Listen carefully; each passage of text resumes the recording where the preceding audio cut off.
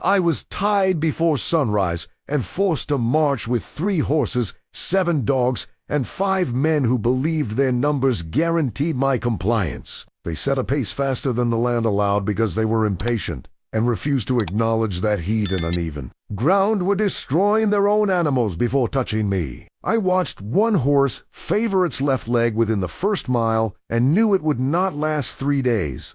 I counted which handler drank first and which drank last, because my uncle taught me that impatience reveals fear, and I was learning who would break first. By afternoon, the dogs were fighting each other and the men were arguing about rest they refused to take, and I understood. Their fatal flaw, they believed endurance belonged exclusively to them because they were free and I was enslaved. But I was taught endurance through bondage itself, through knowing how to carry weight without wasting energy fighting it, through survival that required making every breath count. When darkness came, they lost their way and their systems began failing, and the rope connecting me to the lead horse loosened as chaos replaced organization.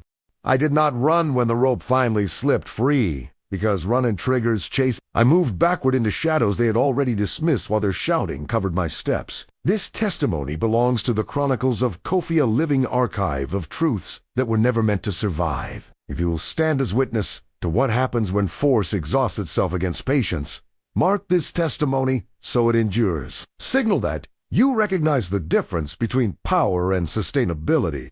Speak below about survival through outlasting rather than overpowering. They searched through the night with torches and panic, but fatigue defeated them more completely than my escape did, and by morning they abandoned the hunt because they had destroyed their own capacity to continue. I've survived the long march, not by being faster or stronger, but by understanding what my father taught me about hunting that prey. Survives by outlasting the hunter's endurance.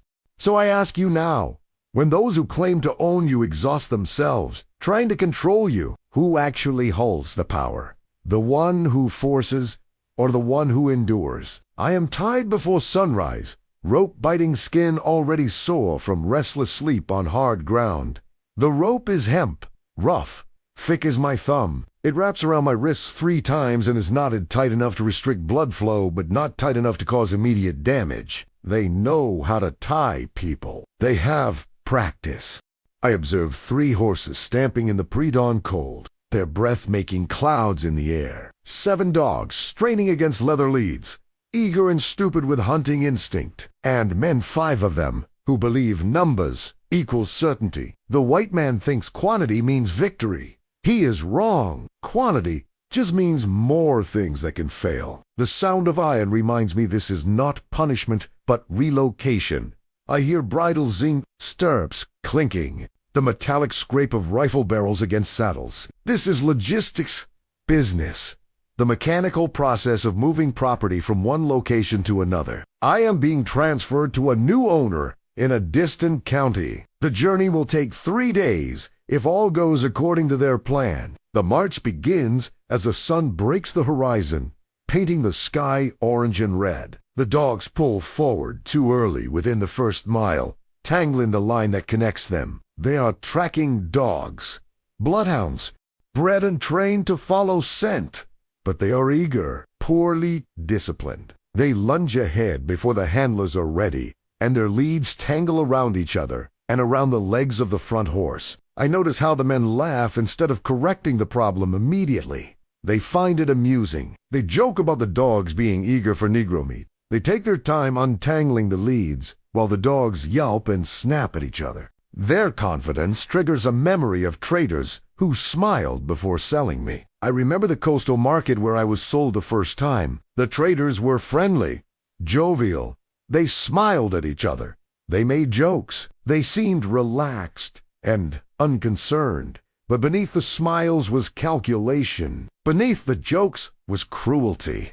Their ease came from power, not goodness. They smiled because they could afford to smile, because nothing I did could threaten them. These men have the same confidence, the same careless ease, the same assumption that the outcome is predetermined and in their favor. We move faster than the land allows.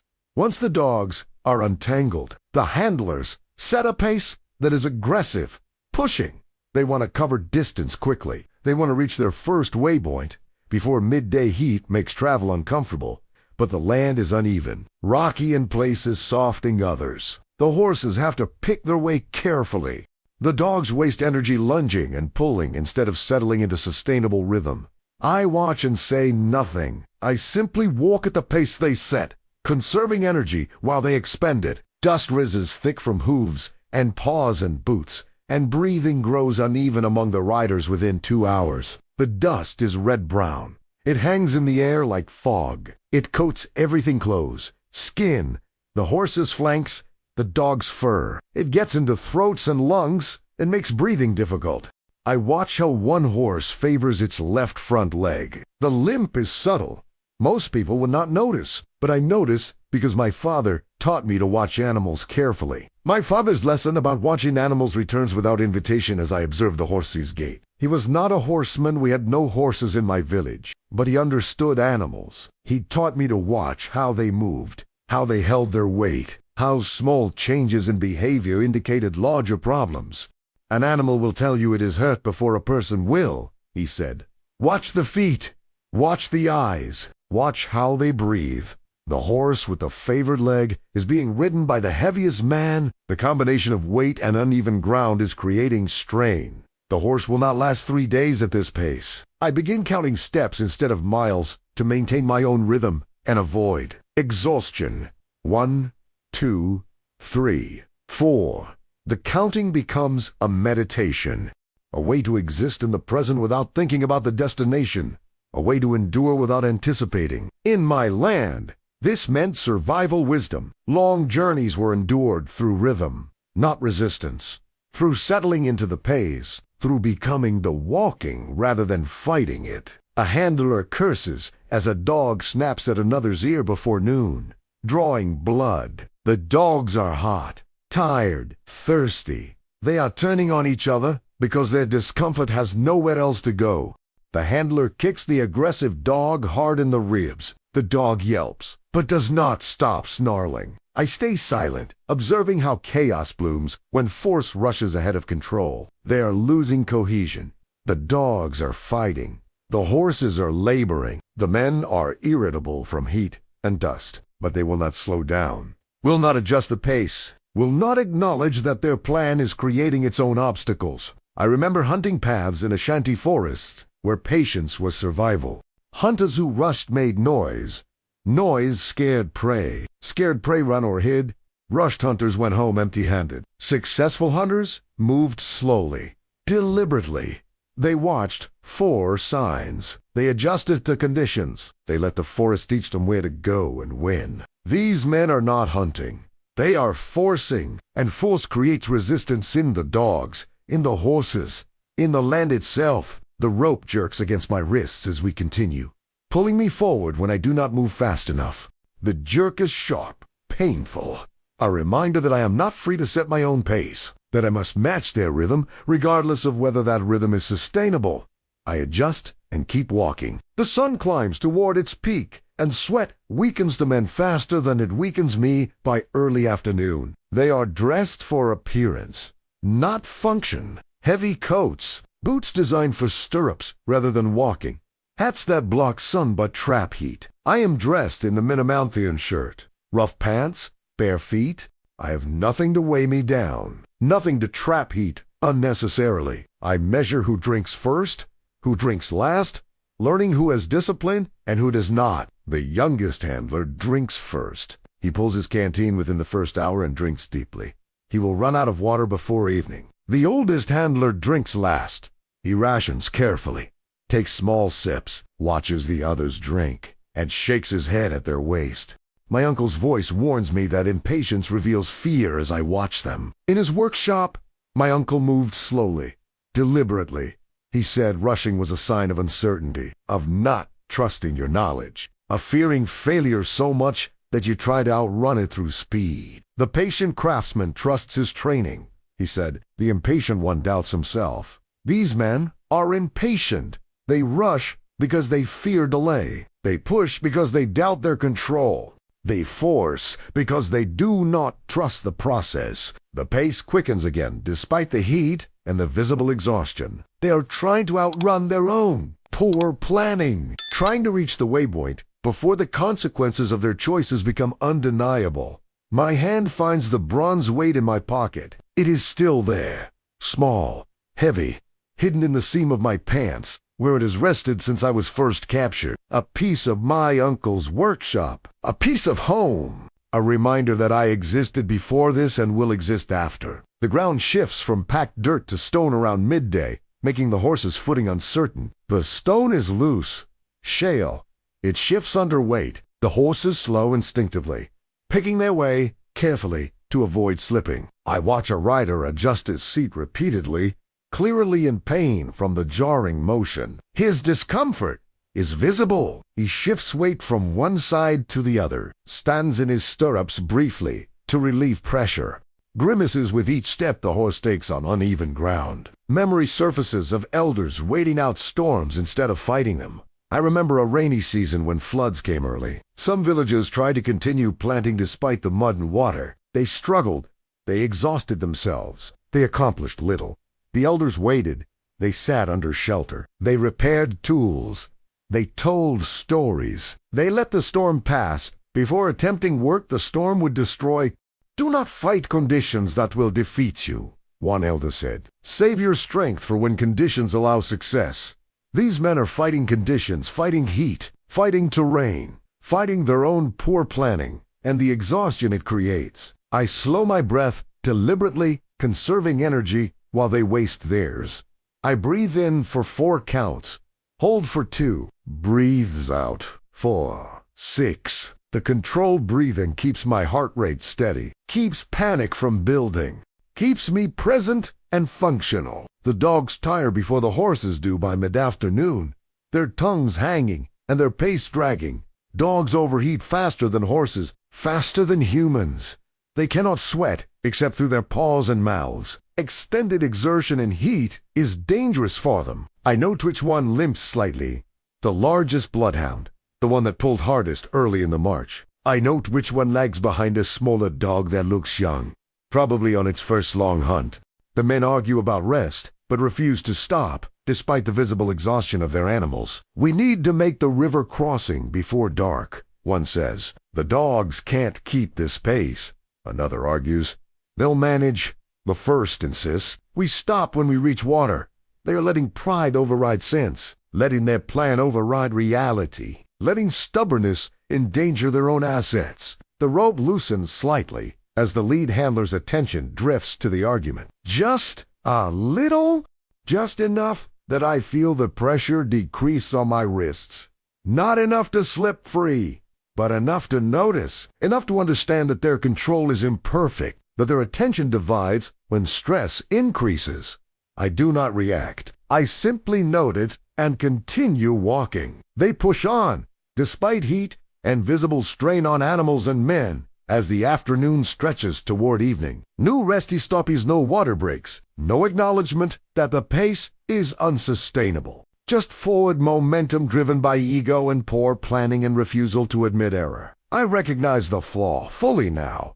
They believe endurance belongs to them exclusively. They think strength is their attribute, that stamina is their advantage, that I will break before they do because they are free and I am enslaved. But endurance is not about freedom. Endurance is about efficiency, about conservation, about knowing how to carry weight without wasting energy fighting it.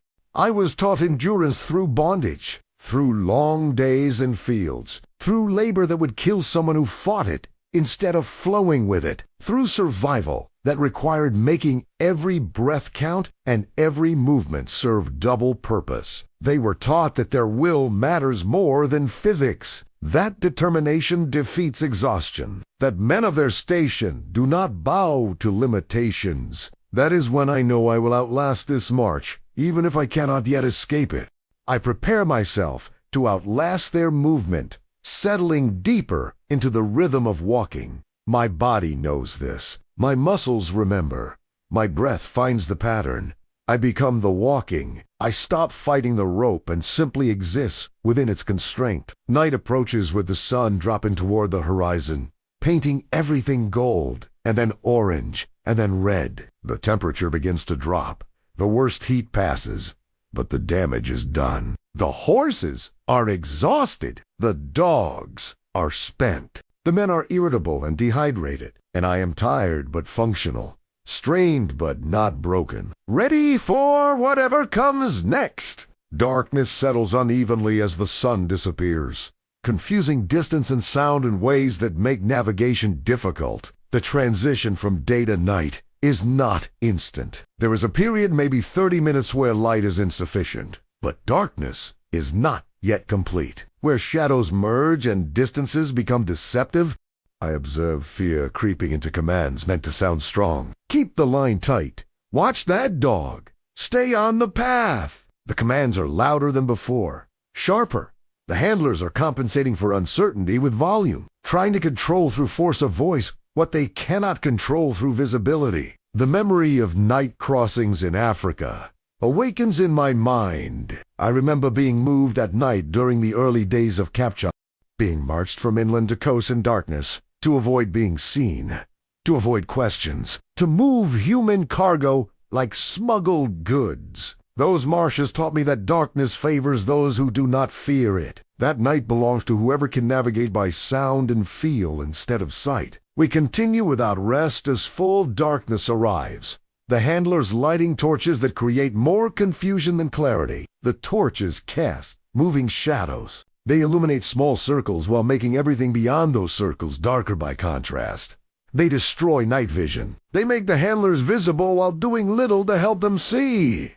The white man thinks light means safety. He is wrong. Light just means you cannot see what watches you from darkness. A horse stumbles badly within an hour of full darkness, nearly throwing its rider. The horse's hoof catches on a rock, invisible in the limited torchlight. The animal lurches forward. The rider grabs the saddle horn. Curses explode from his mouth. I remember my uncle teaching me that panic travels faster than truth, spreading through groups like fire through dry grass. The stumble makes the other horses nervous. They shift and whinny. The dogs pick up on the anxiety and begin pulling in different directions. The handlers shout at each other, blame flying in all directions. I begin adjusting my weight against the rope, testing how much slack exists now that attention is divided. I lean forward slightly. The rope gives maybe an inch. I lean back. It tightens. I experiment with timing when the lead handler is focused on his horse, when his grip loosens, when his attention is elsewhere. The line shifts subtly as the formation breaks down from organized march to disorganized stumbling. We're walking in a line, horses in front, dogs on leads to the sides, me in the center being pulled along. Now the formation fractures.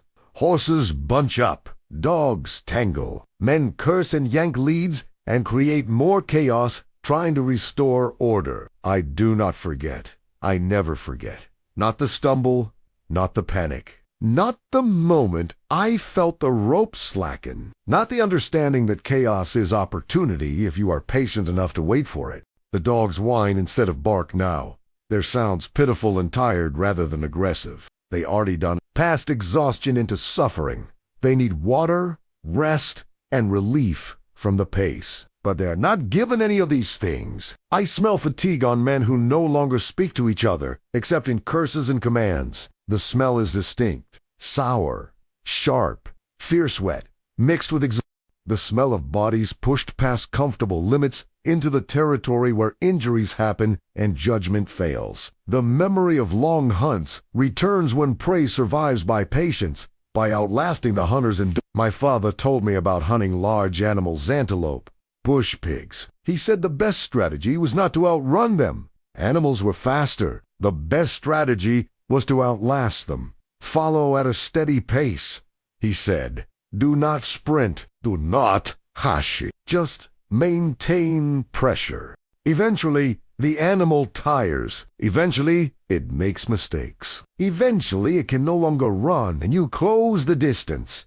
I am the prey now. But the principle reverses. If I can outlast their ability to maintain pressure, if I can survive until they make mistakes from exhaustion, then opportunity opens. We press on into deeper darkness, torches guttering and providing less light with each passing hour. A handler strikes me harder than needed when I stumble slightly on uneven ground I cannot see. The blow lands across my shoulders, hard enough to sting, to leave a mark. To communicate frustration, he cannot direct at his superiors, or at conditions, or at his own poor choices. Pain sharpens my focus, instead of breaking it, bringing clarity to my situation.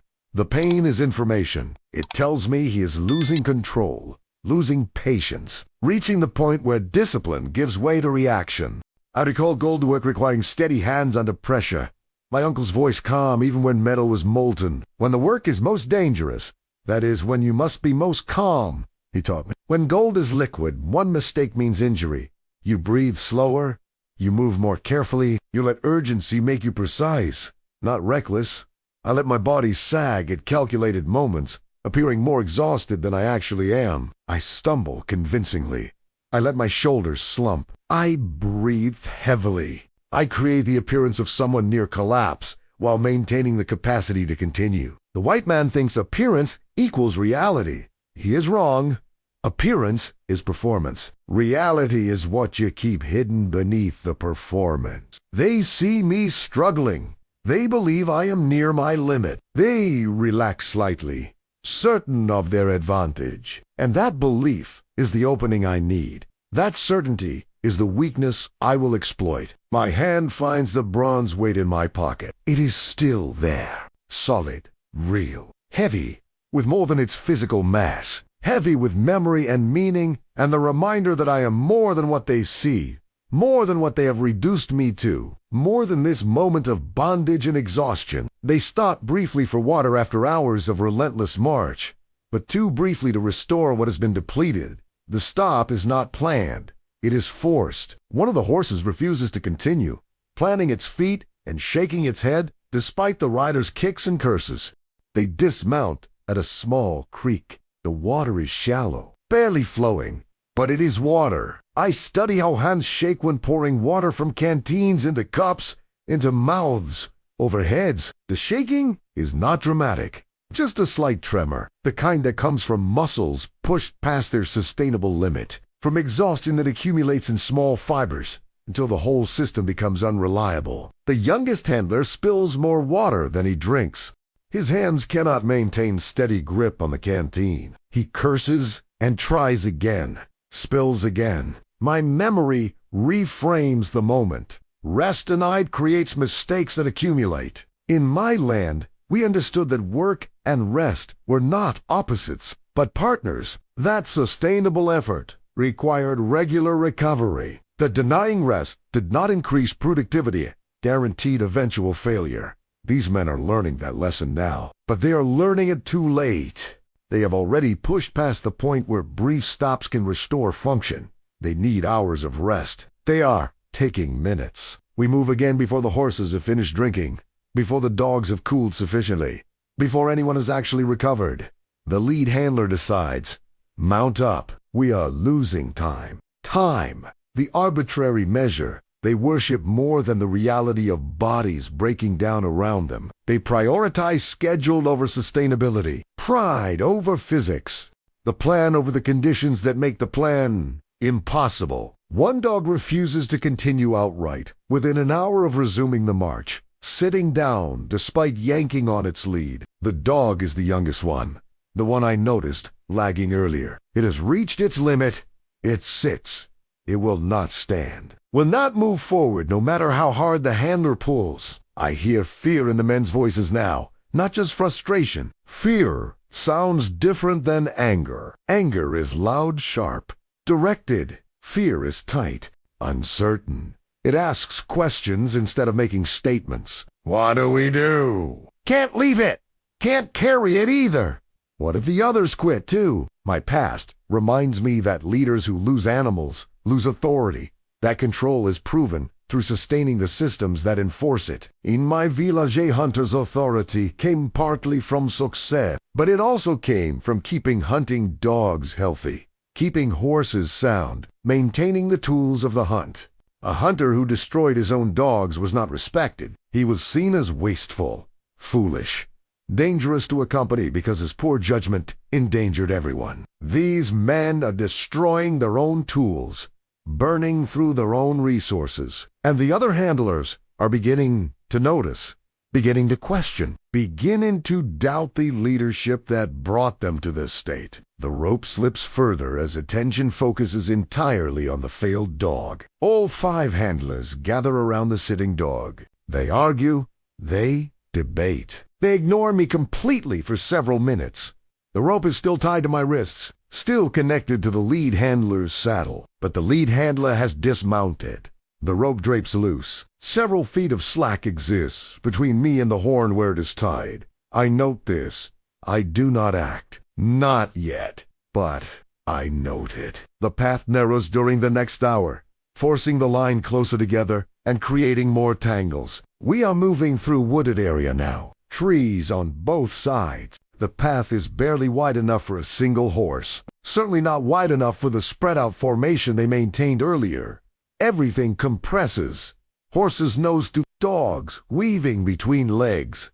Men ducking branches. Me pressed close behind the lead horse, breathing dust and horse sweat. I timed my steps to the weakest horse, one favoring its left leg. The horse is struggling. Each step on the bad leg is careful. Slow.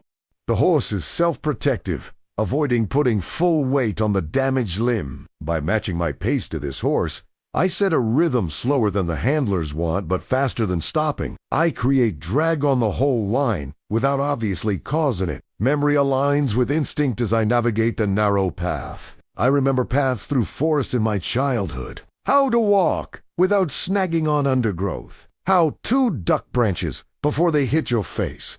How to move through tight spaces without fighting them. These men do not have those skills.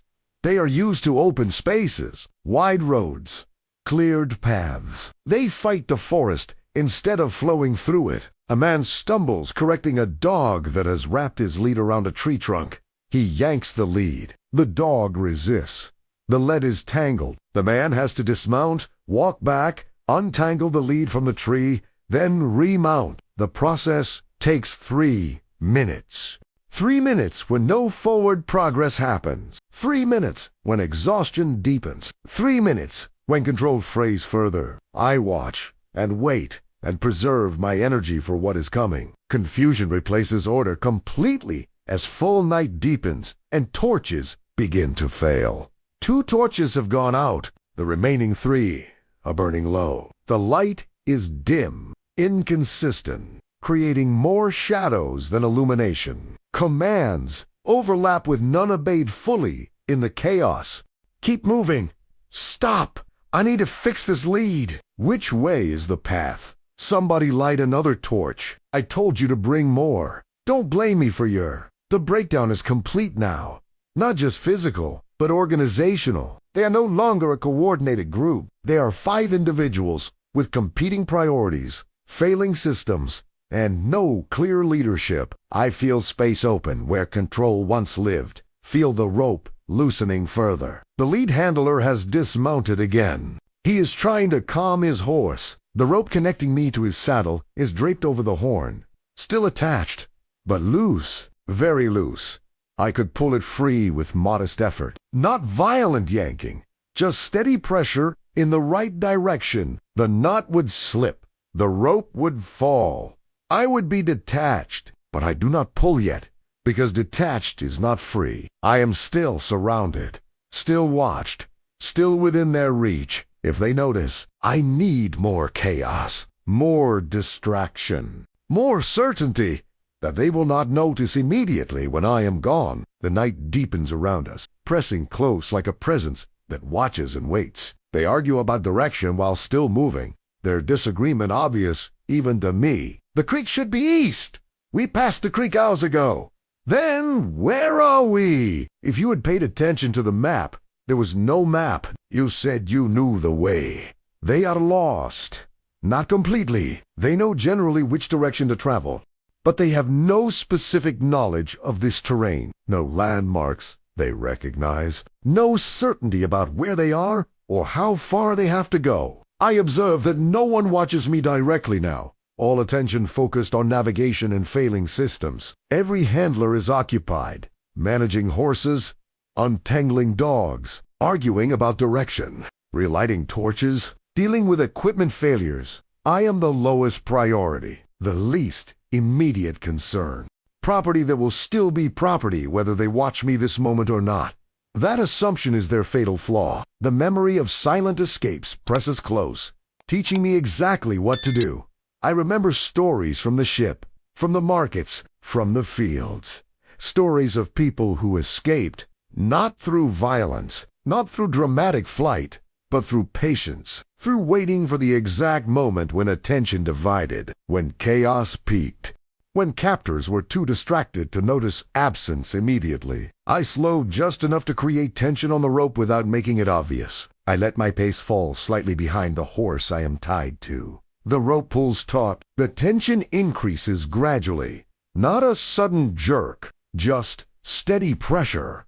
The horse feels it. The horse slows slightly in response to the resistance. The lead handler is distracted, arguing with another handler. He does not notice his horse slowing, does not notice the rope pulling taut. I am creating the conditions for the rope to slip free while appearing to do nothing intentional. A horse halts entirely when it steps on a sharp rock, refusing to move despite the rider's increasingly desperate commands.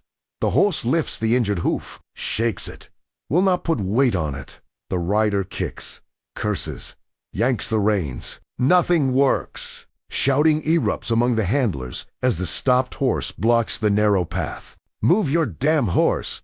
It's injured. It won't move. Then get off and lead it. And go where? We don't even know where we are. I feel the rope slacken again. Feel opportunity opening like a door left unlocked. The lead handler dismounts to help with the injured horse. His horse shifts position. The rope draped over the saddle horn slides. Inches toward falling free. My body remembers how to disappear without running. Knowledge coded into muscle and breath. I do not run. Running attracts attention. Running triggers chase. Running announces escape. I simply stop walking. I let the forward momentum of the group carry them past me. I become still, while they continue moving. In darkness, in chaos, in the midst of shouting and failing horses and tangled dogs, I become absence, not presence that fled, just the lack of presence, where presence was expected. The rope slides against my wrists as the horse moves, and the angle changes, friction creating opportunity. The knot is not professionally tied. It was tied quickly this morning by men in a hurry. It is adequate for a compliant prisoner, not adequate for sustained pulling from changing angles. I feel it loosening, feel the loops widening, feel space opening between hemp and skin. No one notices immediately because no one is watching me specifically. They are watching the injured horse, watching the narrow path ahead, watching each other argue, watching torches that keep threatening to go out. I am peripheral, background, not worth direct attention in this moment. I remember my uncle saying, freedom often arrives quietly, not with dramatic announcement. He was not talking about slavery.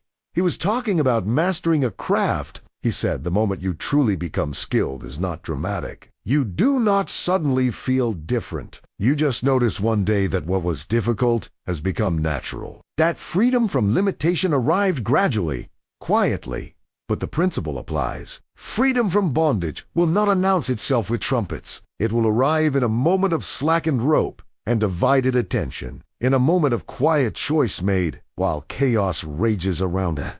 I do not rush the rope free. I work it patiently, incrementally, while standing very still. My wrists rotate slowly. The rope slides. The knot loosens. The loops widen. And then gently, quietly, without any sound, the rope falls free of my wrists completely. I am untied, standing in darkness, surrounded by distracted men, free of the rope but not yet free of the situation. A dog barks too late, alerting the handlers to my absence only after I have already moved away. The bark is not immediate. It comes perhaps 30 seconds after the rope falls free. 30 seconds during which I have taken slow, careful steps backward, away from the group, into the tree line, into shadow. The dog smells my absence before the men see it. The dog barks. The handler looks. The handler sees the empty space where I should be. The handler shouts, "The prisoner!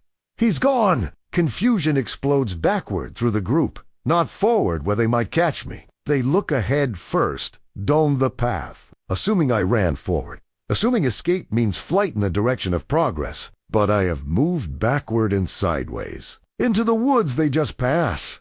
Into darkness they already dismissed. By the time they turn and look behind them, I am 15 feet into the forest.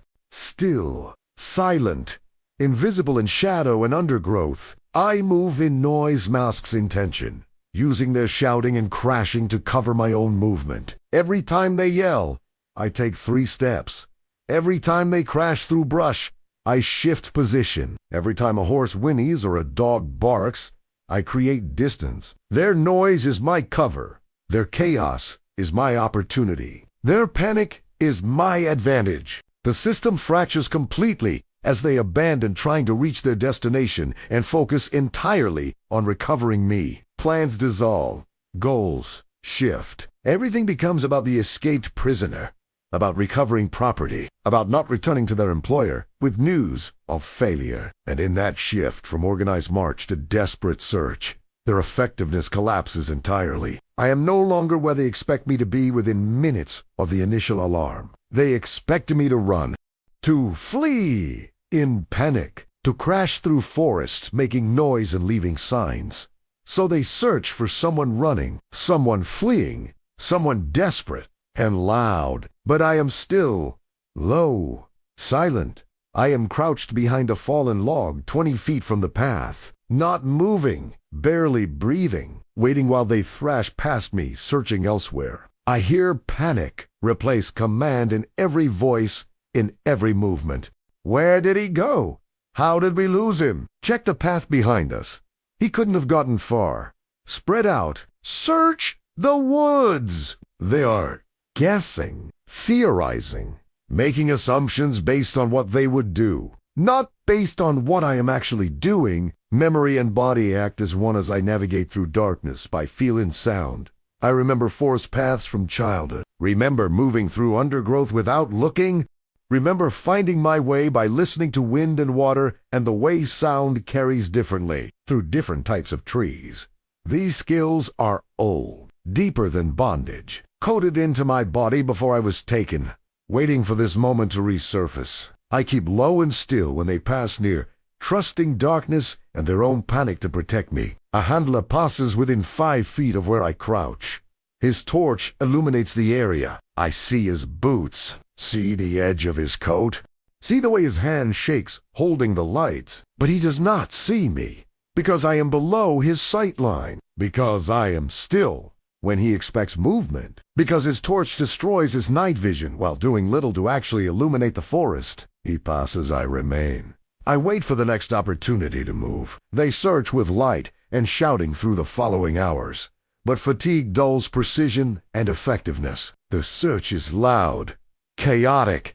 They call to each other to coordinate, but mostly create confusion. They wave torches that reveal nothing while advertising their positions. I observe how effort finally defeats them as exhaustion accumulated through the day makes clear thinking impossible. They cannot sustain the search indefinitely. They are exhausted. Their animals are exhausted. They already lost. They have no water left. They have no plan beyond find the escaped prisoner. And finding someone in forest darkness requires energy and clarity they no longer possess. The night protects me with darkness and their own fatigue working in perfect combination. I do not need to outrun them. I just need to outlast their ability to search, need to remain hidden until exhaustion forces them to stop, until they give up or pass out or simply cannot continue. I wait with the patience learned through years of bondage teaching me that survival often means endurance. I wait behind the log, then behind a different tree, then in a shallow depression, then behind a boulder, moving occasionally when opportunity presents, remaining still most of the time. Hours pass. The sky begins to gray with approaching dawn. The handlers' voices grow quieter. More defeated, more exhausted. We have to stop. We can't just let him, we can't search anymore. We need rest, water, daylight. The owner will. The owner isn't here. We are. And we're done. They stop searching. As dawn approaches, they collapse near their horses. They do not set watches. They do not maintain vigilance. They simply stop, defeated by exhaustion more than by my escape. I remain hidden through dawn and into full morning, watching them sleep the sleep of complete exhaustion. By mid-morning, I understand they have lost more than just me. They have lost their cohesion as a group, lost their confidence in their leader, lost their illusion of control, lost their certainty that they could manage the task they were given. One handler argues for continuing the search when they wake. The others refuse. They want to return, to report the loss, to save what can be saved: the horses, the dogs, themselves. The argument is bitter, but brief. The majority decides they will go back. They will report failure. They will face consequences, but they will not continue searching for me. I reflect on what endurance revealed about power as I watch them pack up and leave. Power is not absolute. Power is conditional. It requires systems that function, resources that last, people who cooperate, energy that sustains. When any of those elements fail, power fails with them. They had power over me when the rope held and their systems functioned, and they worked together with fresh energy. But I outlasted their systems, outlasted their cooperation, outlasted their energy. And power built on exhaustible resources exhausts itself. The white man thinks power is permanent. He is wrong. Power is maintained, and maintenance requires more than authority. It requires sustainability. They were not sustainable. I was. I move on as they disappeared down the path. Not free in any legal sense, but no longer theirs. I am still enslaved by law, still property, still subject to recapture if found, but I am not in their possession, not bound by their rope, not subject to their immediate control. I have created space, distance, possibility, not freedom, but the beginning of movement toward freedom. The first step of a much longer journey. I walked through the forest for days, avoiding roads and people, navigating by sun and stars and instinct. I do not know where I am going exactly. North is the direction. Away is the goal. But specific destination remains uncertain. I survive on wild plants I recognize from childhood, on water from streams, on rest taken in hidden places where no path leads. I am hungry. I am tired. I am alone. But I am moving by my own choice, walking at my own pace, choosing my own direction, and that choosing, however limited, is precious beyond measure. My hand finds the bronze weight in my pocket. It is still there, worn smooth from years of handling, warm from my body, heavy with all the memory of where I came from and who I was before bondage tried to erase me. I carry it forward into whatever comes next, into uncertainty, into possibility, into the next chapter of survival. In my land, we would say I honored my ancestors by refusing to surrender, by preserving myself when destruction was intended. We would say I carried forward the knowledge they gave me of how to read animals, how to move through forest, how to endure through patience, how to survive when survival seems impossible. I do not forget. I never forget. Not the march. Not the moment the rope fell free. Not the hours of stillness while they searched. Not the morning I watched them leave defeated. I remember all of it. Carry all of it. Learn from all of it. The white man thought he could move me from one place to another like cargo. Thought ownership meant control. Thought force meant victory. He was wrong. He controlled circumstances. He never controlled me. I am still here. Still moving. Still choosing. Still carrying forward the person I was before he tried to reduce me to property. That is the testimony. That is the truth. That is what endures when force exhausts itself. I survived the long march by outlasting it, by being more patient than they were powerful, by understanding that endurance is victory when victory cannot be dramatic. I am not yet free, but I am no longer theirs. And that difference, as small as it seems, is everything.